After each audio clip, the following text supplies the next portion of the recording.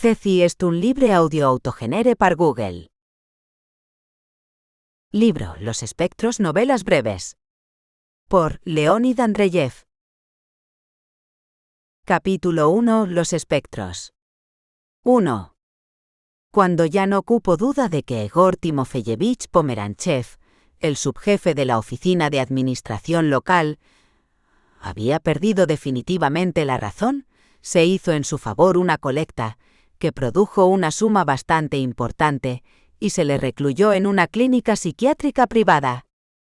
Aunque no tenía aún derecho al retiro, se le concedió, en atención a sus 25 años de servicios irreprochables y a su enfermedad.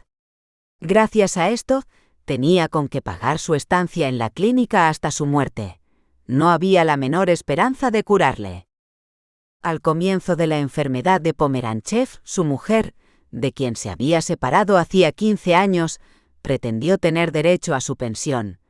Para conseguirla, hasta hizo que un abogado litigara en su nombre, pero perdió la causa y el dinero quedó a la disposición del enfermo. La clínica se hallaba fuera de la ciudad. Al lado del camino, su aspecto exterior era el de una simple casa de campo, construida a la entrada de un bosquecillo.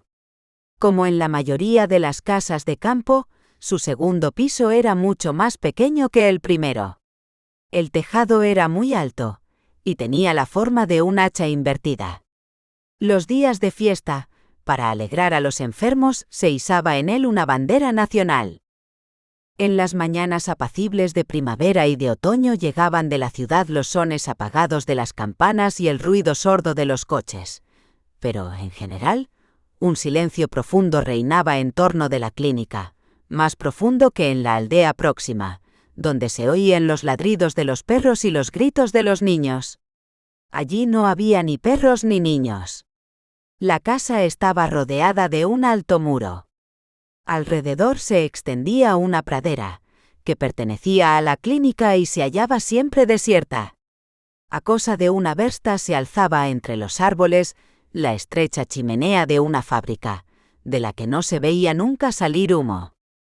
La fábrica, perdida en medio del bosque, parecía abandonada. Muy pocos de los que transitaban por el camino sabían que tras el alto muro y las puertas cerradas, había locos.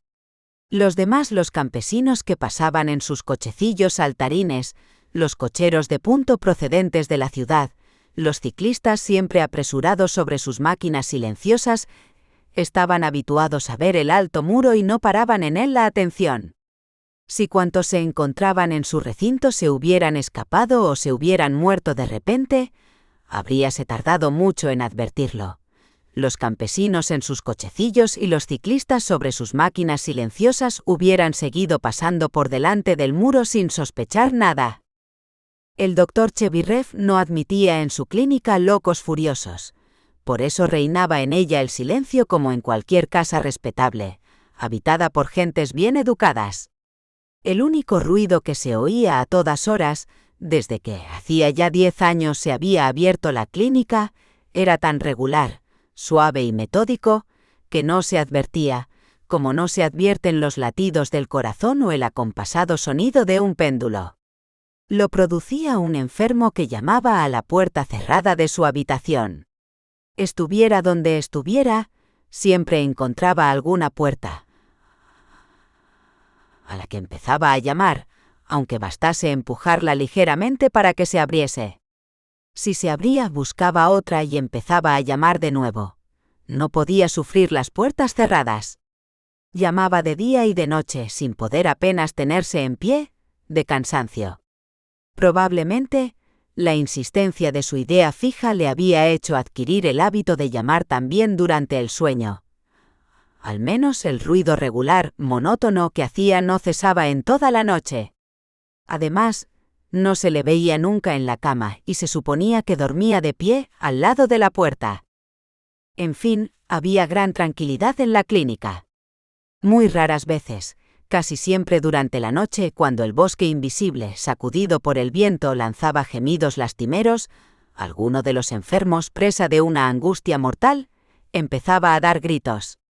Por lo general, se acudía con presteza a calmarlo, pero ocurría en ocasiones que el terror y la angustia eran tales que resultaban ineficaces todos los calmantes, y el enfermo seguía gritando.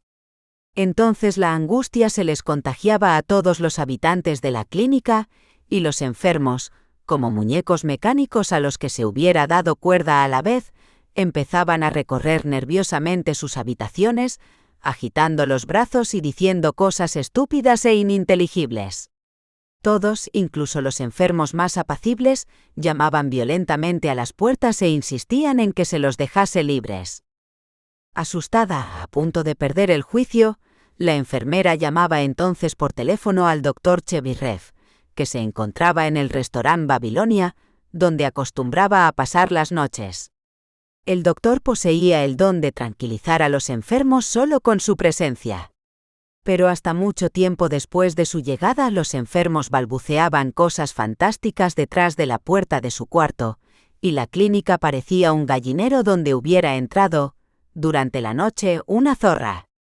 Pero esto ocurría raras veces y no se advertía fuera, porque el camino por la noche estaba completamente desierto. Además, los gritos al través de los muros parecían de hombres que estaban de broma, a lo que contribuían no poco ciertos enfermos, que cantaban en sus momentos de crisis. 2. La habitación de Pomeranchev estaba arriba, y su ventana daba al bosque. En verano, cuando penetraba por la ventana abierta el aroma de los pinos y de las acacias, y se veía sobre la mesa un vaso con flores, diríase que, en efecto, era aquello una casa de campo. Adornaban las paredes 3 cuadros que Pomeranchev había llevado, así como un gran retrato de su hijo muerto de difteria hacía mucho tiempo. Todo esto daba a la habitación un aspecto muy agradable. Pomeranchev estaba satisfechísimo de su cuarto, y se pasaba largos ratos contemplando los cuadros, de los que uno representaba una muchacha guardando unos patos, otro un ángel bendiciendo la ciudad, y el tercero un rapaz italiano. Invitaba a todos a visitar su cuarto, y tenía una singular complacencia en que el doctor Chebirev fuese a verle lo más a menudo posible. Si alguien los enfermos o el doctor se resistía a visitarle, recurría a pequeñas astucias. Aseguraba que en su cuarto había un ruiseñor que cantaba admirablemente. De esta manera, procuraba atraer gente a su habitación.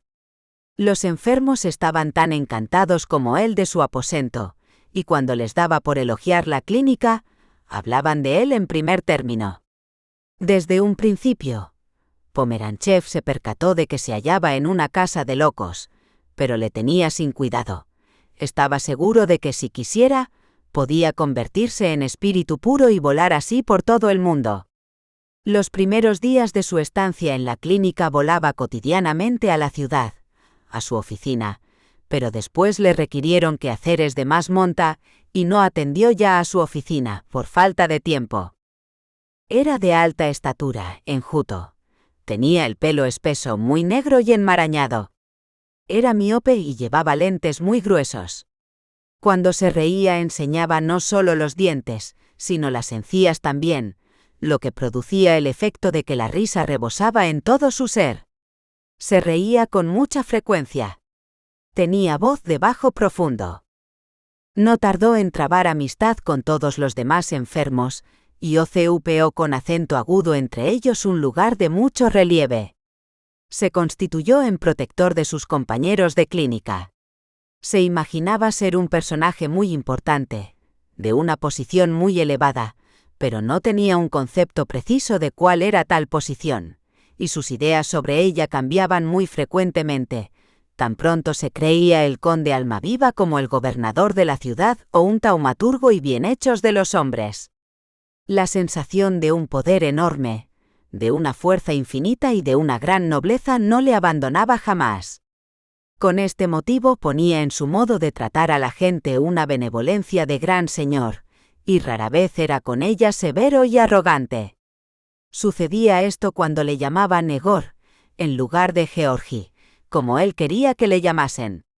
Entonces se indignaba hasta saltársele las lágrimas, gritaba que se intrigaba contra él, y escribía largas quejas al Santo Sínodo y al capítulo de la Orden de Caballeros de San Jorge. El doctor Chevirrev, como recibiese una queja de Acuellas, le envió inmediatamente una respuesta oficial en toda regla, en la que le daba una completa satisfacción. Pomeranchev se calmó y hasta hizo rabiar un poco al doctor, que parecía muy asustado con la queja de su enfermo. No hay que apurarse, tranquilizaba al doctor. Ya está todo arreglado. Los enfermos no eran muy numerosos en la clínica, 11 hombres y 3 mujeres. Vestían como solían hacerlo en su casa, y había que fijarse mucho para darse cuenta de un pequeño desorden en su aspecto exterior, desorden contra el cual Chevirrev no podía hacer nada. Llevaban los cabellos, por lo general, bien peinados. Las 2 únicas excepciones eran una señora que se obstinaba en llevarlos sueltos, lo que producía una impresión cómica, y un enfermo llamado Petrov, que llevaba el pelo y la barba muy largos, por miedo a las tijeras y no permitía que le pelasen por temor a que le degollaran. En invierno, los enfermos preparaban por sí mismos un lugar para patinar y se dedicaban con placer a dicho deporte. En primavera y verano trabajaban en la huerta, cultivaban flores y parecían hombres llenos de salud, normales. En todas estas ocupaciones, Pomeranchev era siempre el primero. Solo 3 de los enfermos no tomaban parte en los trabajos ni en los juegos. Petrov, el de la larga barba, el enfermo que llamaba día y noche a las puertas y una doncella cuarentona de nombre Anfisa Andreyevna. Durante muchos años había estado empleada como ama de llaves en casa de una condesa, algo parienta suya, donde dormía en una cama muy corta, casi de niño, en la que no podía acostarse sin encoger las piernas. Cuando se volvió loca, creía tenerlas encogidas para toda la vida y encontrarse, por tanto, en la imposibilidad de andar. A toda hora atormentábala el temor de que cuando muriese la colocaran en un ataúd, demasiado corto, donde no pudiera estirar las piernas. Era muy modesta, suave, de lindo rostro exangüe como se pinta a las monjas y a las santas. Mientras hablaba, sus largos dedos blancos arreglaban los encajes rotos de su peto. Le enviaban muy poco dinero para sus gastos, y llevaba trajes extraños, hacía mucho tiempo pasados de moda. Tenía una confianza absoluta en Pomeranchev, y le rogaba con frecuencia que se cuidase del ataúd cuando ella muriese. Es verdad que el doctor me lo ha prometido, pero no tengo gran confianza. Su papel es engañarnos mientras que usted es de los nuestros. Además, no es gran cosa lo que le pido a usted. Un ataúd largo costará unos 3 rublos más que un ataúd corto. Ya he sacado la cuenta. Pero es preciso que alguien se cuide de eso. ¿Usted me lo promete? Sí, señora. Cuente usted conmigo. Haré una colecta entre los enfermos y se le construirá a usted un mausoleo en el cementerio. Muy bien. Un mausoleo, me parece muy bien. Se lo agradezco a usted muchísimo. Y su pálida faz se coloreaba ligeramente, como blanca nube matutina herida por el primer rayo del sol. Hacía mucho tiempo que no creía en Dios, y un día, como hubieran llevado a casa de la condesa unos iconos, cometió con uno de ellos un horroroso sacrilegio. Con este motivo, se cayó en la cuenta de que había perdido el juicio. Durante los paseos, que eran obligatorios para todos los enfermos, Petrov se mantenía siempre a distancia por temor a un ataque súbito. En verano llevaba en el bolsillo para defenderse una piedra y en invierno un pedazo de hielo. El enfermo que llamaba a las puertas se mantenía también a distancia. Después de pasar rápidamente por todas las puertas abiertas, se detenía ante la del jardín y se ponía a llamar a ella, sin apresurarse e insistentemente, de un modo monótono con intervalos regulares. Al principio de su estancia en la clínica tenía los dedos hinchados y cubiertos de cicatrices, pero con el tiempo se fueron tornando insensibles. La piel se endureció, y cuando llamaba se podía creer que sus dedos eran de piedra. Pomeranchev se creía obligado a charlar un poco con él siempre que le encontraba. «Buenos días, señor. ¿Sigue usted llamando?» Sí, respondía el otro, mirando a Pomeranchev con sus grandes ojos tristes y extrañamente profundos. ¿No abren? No respondía el enfermo.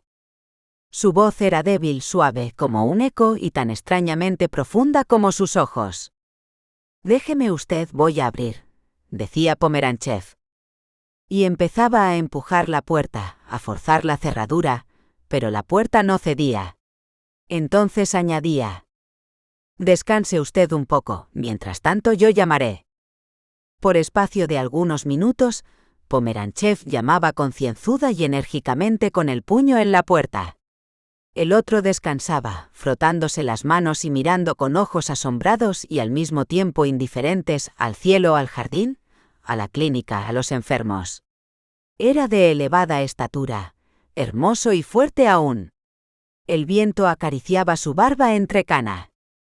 Una vez se le acercó lentamente Petrov y le preguntó con voz queda: ¿Hay alguien detrás de la puerta? ¿Quién es? Es necesario que la abran. ¡Qué tontería! ¿Y si entra cuando usted la abre? Es necesario que la abran. ¿Cómo se llama usted? No lo sé. Petrov se rió recelosamente y, apretando el pedazo de hielo que llevaba en el bolsillo, volvió de puntillas a su sitio, detrás de un árbol, donde se sentía en seguridad relativa en caso de un ataque súbito.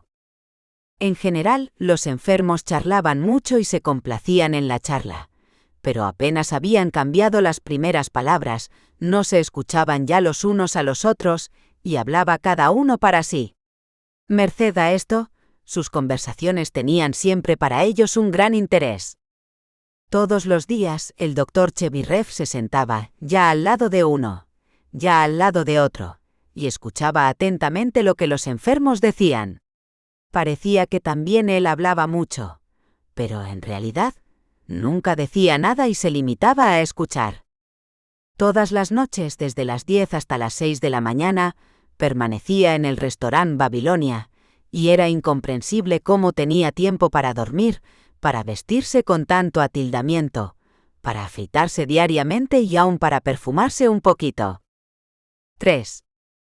Pomeranchev estaba siempre contento de todo y de todos. Además de estar loco, padecía del estómago, de gota y otras muchas enfermedades. A veces el doctor le ponía a régimen. A veces le privaba durante un día entero de todo alimento, pero a Pomeranchev todo esto le tenía sin cuidado. Estaba siempre de buen humor, incluso cuando no le daban nada de comer, y se enorgullecía de sus enfermedades, dándole las gracias al doctor Chebirev por la gota que consideraba una enfermedad noble, con la que su importancia adquiría aún mayor relieve. El día que el doctor observó por primera vez en él esta enfermedad, se llenó de satisfacción y estuvo todo el día dando órdenes con grave acento a los demás enfermos que se distraían en levantar una montaña de nieve. Se imaginaba ser un general que vigilaba la construcción de una poderosa fortaleza. No había nada que no mirase con ojos optimistas, y hasta en los males encontraba siempre algo bueno. Una vez, en invierno, se inflamó de repente la chimenea de la clínica. Temíase un incendio y todos los enfermos estaban asustados. Solo Pomeranchev se felicitaba. Tenía la seguridad de que el fuego había destruido a los malignos diablos que, escondidos en la chimenea, aullaban durante la noche. En efecto, los aullidos cesaron, y Pomeranchev escribió un extenso relato de lo que había ocurrido y se lo envió al Santo Sínodo, que por mediación del doctor, le contestó dándole las gracias. De cuando en cuando volaba a la ciudad, a su oficina, pero lo hacía cada vez más de tarde en tarde. Todas las noches recibía la visita de San Nicolás, con quien acudía volando a todos los hospitales de la ciudad y se dedicaba a curar enfermos.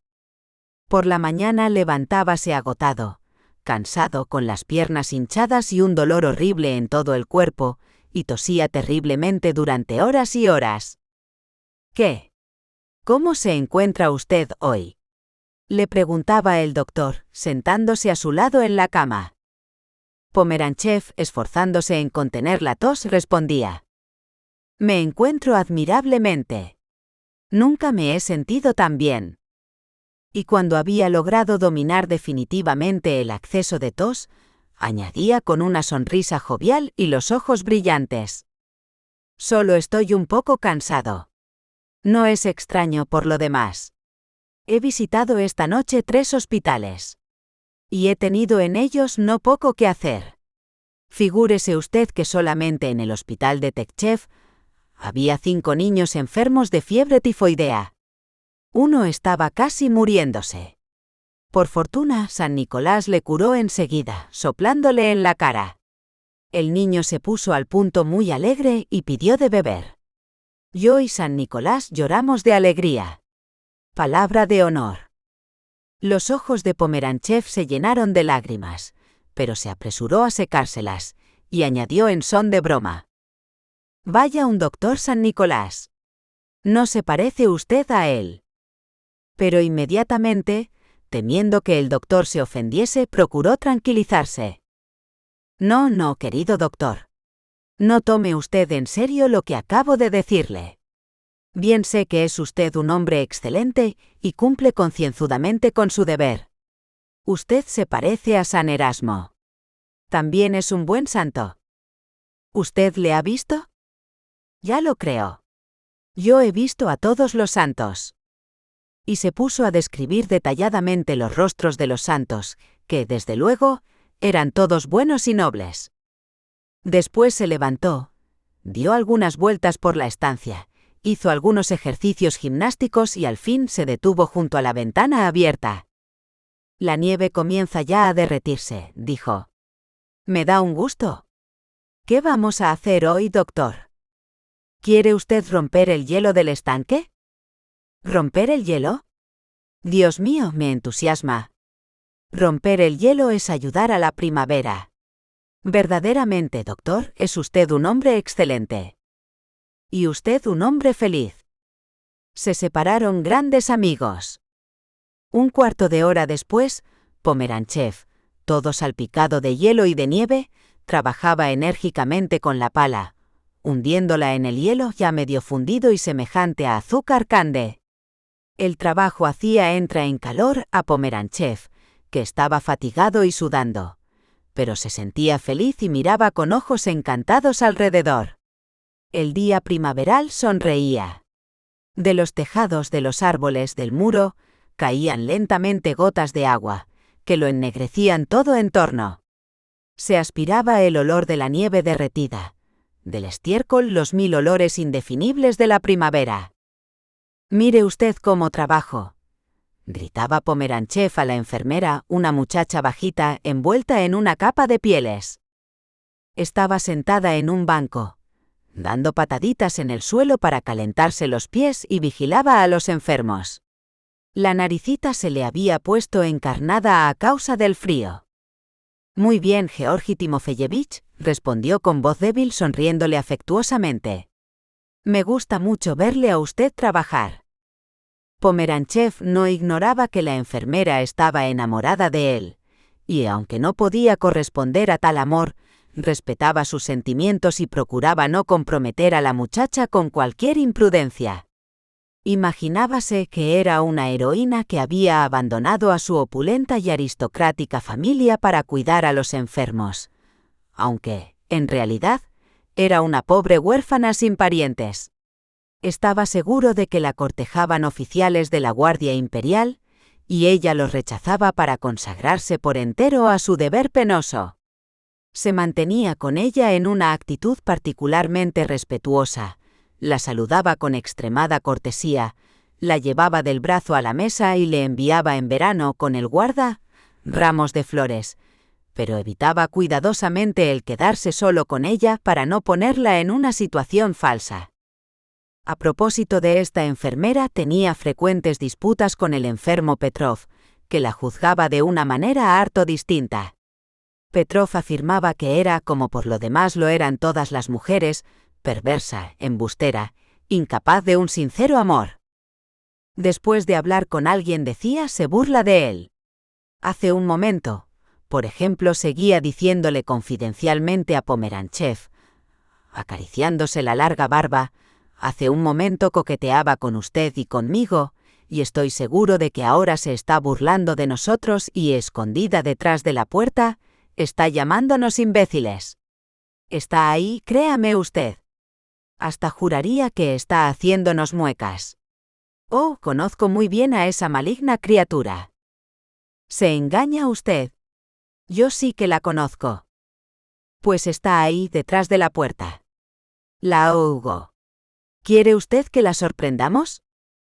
Y los dos, cogidos de las manos, se acercaban lentamente de puntillas a la puerta. Petrov la abría bruscamente. Se ha escapado, decía con tono triunfal.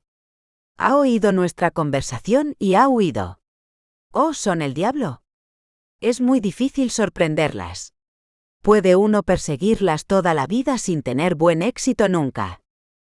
Un día afirmó que la enfermera era la querida del guarda y había tenido con él un niño, a quien acababa de matar.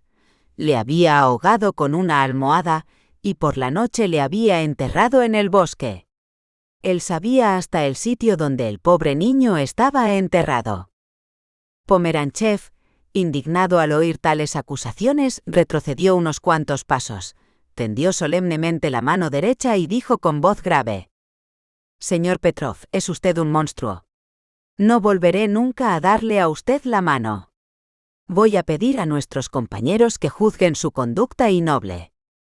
Y en efecto, dio al punto principio a la organización de un tribunal. Pero la tentativa fracasó.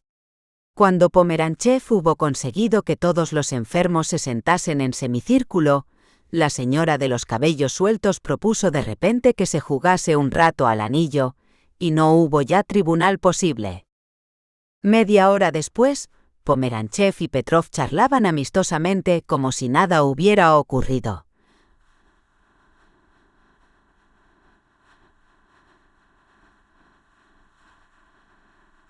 Habían olvidado por completo su desavenencia. Y hablaban precisamente de la enfermera y de su belleza. Uno y otro estaban de acuerdo en que tal belleza existía, pero Pomeranchev afirmaba que era una belleza de ángel, mientras que Petrov sostenía que era una belleza de demonio. Luego Petrov habló largamente, en voz baja, de sus enemigos. Tenía enemigos que habían jurado perderle. Con apariencia de informaciones financieras publicaban en los periódicos artículos en contra suya, llenos de calumnias y de insinuaciones. Sostenían contra él una campaña persistente por medio de carteles y de prospectos. Le perseguían por todas partes en automóviles ruidosos. Le acechaban detrás de los árboles. Habían sobornado a los hermanos de Petrov y a su anciana madre, que todos los días le echaba veneno en la comida, por lo que él no se atrevía a comer y estuvo a punto de morirse de hambre. Sí, eran poderosísimos sus enemigos, podían filtrarse al través de las piedras de las paredes y de los árboles. Un día pasaba por el bosque, y un árbol se inclinó sobre su cabeza y tendió las ramas para estrangular el Al levantarse por la mañana no estaba seguro de pertenecer por la noche al mundo de los vivos. Al acostarse, no tenía ninguna certeza de que no le asesinarían durante la noche. Sus enemigos poseían el don de penetrar en su cuerpo. Ocurría a menudo que su pierna o su brazo no le obedecían, paralizados por ellos. Podían también penetrar en su alma. Con frecuencia por la mañana trataban de impulsarle al suicidio y le daban consejos sobre el mejor modo de realizarlo. Una vez le habían aconsejado que rompiese un cristal de la ventana y con uno de los pedazos se cortase la arteria del brazo izquierdo por encima del codo. El doctor Chebirev no ignoraba que Petrov era perseguido por numerosos enemigos. La antevíspera, por la noche, había llegado a decirle: «Es usted un hombre muy desgraciado, Petrov». A Petrov le complació mucho oír aquellas palabras de verdad y de compasión, mucho más apreciables sabiendo, como sabía él perfectamente, que el doctor era un vulgar egoísta, un borracho y un libertino, que había fundado su clínica con el único objeto de explotar a los imbéciles. Era muy probable que el doctor fuese también cómplice de su madre y que solo esperarse el momento favorable para perderle. El domingo anterior Petrov había visto con sus propios ojos a su madre, que, escondida detrás de un árbol, miraba fijamente a su ventana. Cuando le oyó gritar, se marchó corriendo. Nous espérons que vous avez apprécié cet aperçu. Pour continuer à écouter ce livre audio sur Google Play Livres, utilisez le lien dans la description de la vidéo.